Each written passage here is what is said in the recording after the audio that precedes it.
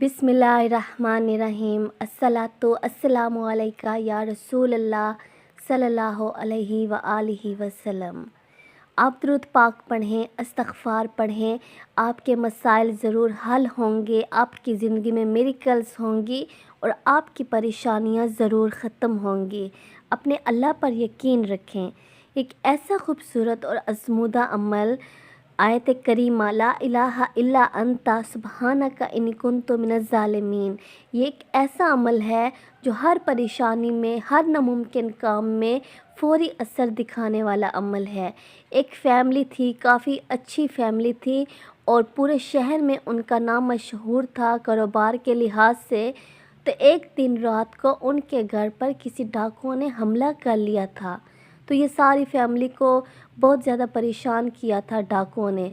तो उस घर की जो ख़वातीन थी उन्होंने ला इलाहा इल्ला अंता सुब्हानका इन्नी कुन्तु मिनज़ ज़ालिमीन को कसरत के साथ पढ़ने लग गए और बड़ी तवज्जो से पढ़ते गए क्योंकि परेशानी का आलम था और उनके घर में इतने ज़्यादा रकम नहीं थी लेकिन ज़ेवर बहुत ज़्यादा था।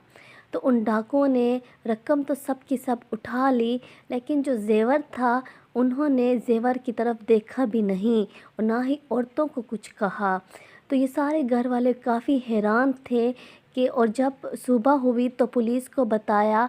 पुलिस ने जब इन डाकुओं का अत्ता पता किया तो पुलिस वालों ने कहा ये तो बड़े शातिर और बड़े खौफनाक डाकू थे, बड़े ज़ालिम डाकू थे। तो इन्होंने आपके घर की ख़वातीन को क्यों कुछ नहीं कहा? हम तो हैरान हैं इस बात पर। तो इन ख़वातीन ने आयत करीमा को पढ़ा और कसरत के साथ पढ़ा जिसकी वजह से इनकी इज़्ज़त और जान और माल की अल्लाह ताला ने हिफाजत की और इंशाअल्लाह अल्लाह ताला ज़रूर मदद करते हैं। अपने अल्लाह पर एक दफ़ा यकीन रखें, अपने अल्लाह पर पूरा भरोसा रखें। अल्लाह तो अपने प्यारे बंदों को आज़माता है।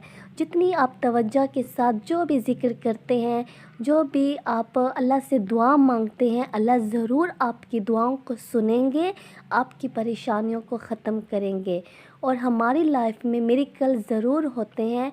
अल्लाह ताला तो सब कुछ देने वाला है, सब कुछ हमारे अल्लाह के हाथ में है, अल्लाह ही मालिक है। तो हम अल्लाह ही से मांगें तो अल्लाह ताला कभी भी हमारी झोलियों को खाली नहीं लौटाएंगे।